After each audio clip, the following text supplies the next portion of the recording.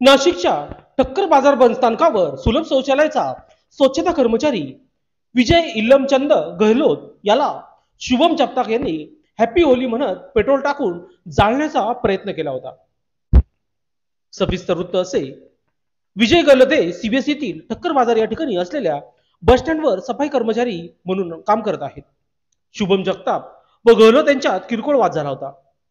यामध्ये गहलोत यांनी विजय जगताप याला तू इथून निघून जा, तुझ्यामुळे आमची बदनामी होते असे म्हटले। त्यानंतर जगताप यांनी एका प्लास्टिकच्या पिशवीमध्ये पेट्रोल आणून गहलोत यांच्या अंगावर फेकले व हॅपी होळी म्हणत जवळ असलेल्या सिगरेटच्या लायटरने पेटून दिले।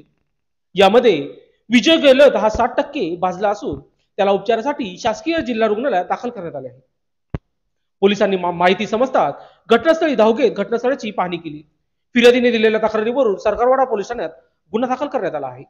गुन्हे शाखा युनिट 1 चे अधिकारी व अंमलदार यांनी पाहिजे असलेल्या आरोपीची माहिती काढत त्याला जेरबंद केले आहे। सदरची कामगिरी वरिष्ठ पोलीस निरीक्षक मधुकर कड यांच्या मार्गदर्शनाखाली प्रदीप मस्ते, संदीप बांड, प्रशांत मरकट, नाझीम खान पठाण, विशाल काटे, विशाल देवरे, अमोल कोष्टी, जोगेश्वर बोरसे, समाधान पवार यांनी केली आहे।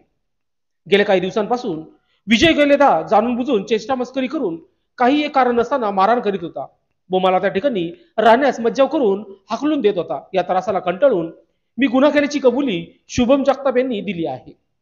पुढील कारवाईसाठी शुभम जगताप याला सरकारवाडा पोलीस ठाण्याच्या ताब्यात देण्यात आले आहे।